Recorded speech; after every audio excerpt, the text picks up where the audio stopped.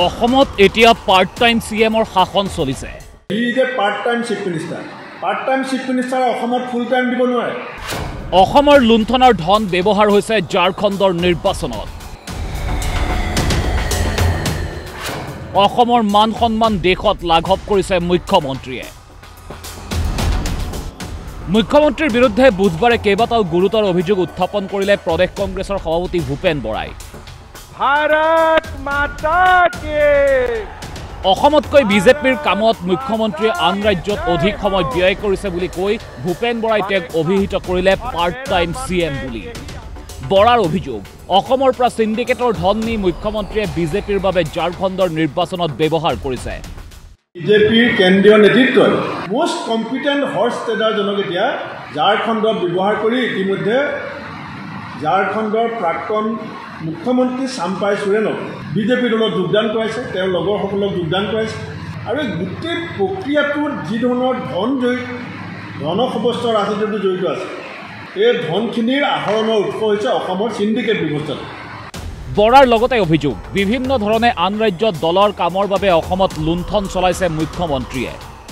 Syndicate ব্যৱস্থাৰ একাংশ ধন ঝাৰখণ্ডলৈ যায়, একাংশ ধনেৰে ক'ৰবাত স্কুল খুলিছে, ক'ৰবাত ৰিচৰ্ট বনাইছে, ক'ৰবাত মাজুলীত মাটি কিনিছে।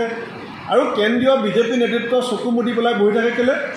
কাৰণ কেন্দ্ৰীয় বিজেপি নেতৃত্বই বুজি পায় যে এজনেই চিফ মিনিষ্টাৰ আছে অসমত, যাক এখন ৰাজ্যৰ ইলেকশ্যনৰ কাৰণে প্ৰয়োজন হোৱা সমগ্ৰ ধনৰাশি তেওঁ নিজৰ ৰাজ্যখনত লুটপাট কৰি হ'লেও আনি পেলাই ব্যৱহাৰ কৰিব। বিধায়িনী কৰ্মসময় বৃদ্ধি কৰিবলৈ বিধানসভাৰ জুম্মা নামাজৰ বিৰতি প্ৰত্যাহাৰ কৰা মুখ্যমন্ত্ৰীয়ে সময় দিব নোৱাৰাৰ বাবে ৰাজ্যত বিধানসভাৰ কৰ্মসময় কমি যোৱা বুলিও অভিযোগ কৰিলে ভূপেন বৰাই। তেওঁ ক'লে, ৰাষ্ট্ৰীয় গড় হিচাপত বিগত বৰ্ষত প্ৰতিখন ৰাজ্যত বিধানসভা বহিছে 22 দিনকৈ, কিন্তু অসমত বহিছে মাত্ৰ 19 দিন। বছৰত 4বাৰ বিধানসভা বহিব লাগে, তেখেতে 3বাৰ বহায়, তেখেতৰ সময় নাই। কেলৈ? He is a part time chief minister. Part time chief মিনিষ্টাৰে অসমত ফুল টাইম দিব নোৱাৰে।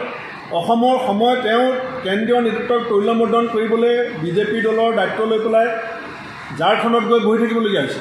এতিয়া বিধানসভাৰ দিন কমাই দিছে। যিটো সময়ত মহাৰাষ্ট্ৰ, ৱেষ্ট বেংগল, কৰ্ণাটকত 41 দিন, 40 দিন, 39 দিন বহিছে, 2023 চনত অসমত বিধানসভা বহিছে 19 দিন।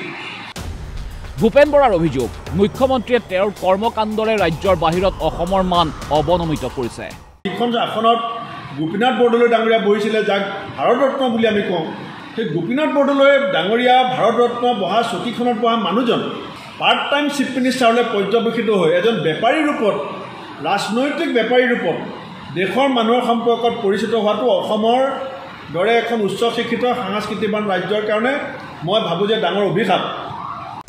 শেহত ভূপেন বৰাই সমস্যাজৰ্জৰ ৰাজ্যখনত সময় দিব পৰাকৈ বিজেপিৰ ৰাষ্ট্ৰীয় নেতৃত্বক প্ৰয়োজনত আন এজন নেতাক মুখ্যমন্ত্ৰীৰ দায়িত্ব দিবলৈ আহ্বান জনাই ক'লে, বেয়া কামত অসমৰ মুখ্যমন্ত্ৰীজনক ব্যৱহাৰ কৰি আমাক বদনামী নকৰিব। যদি আপুনি ফুল টাইম দিব নোৱাৰে, সমস্যা সমাধান কৰিব নোৱাৰে, আপোনাৰ দলৰে বেলেগৰ হাতত আপুনি দায়িত্ব চমজাই দিয়ক। মই বিজেপিৰ কেন্দ্ৰীয় নেতৃত্বকো ক'ম যে don't miss use the post off Assam chief minister. Don't give license to the Assam Chief Minister to be a most corrupt Chief Minister in India. Narayanpur Sorosh Kumar Neogor report, DY 365.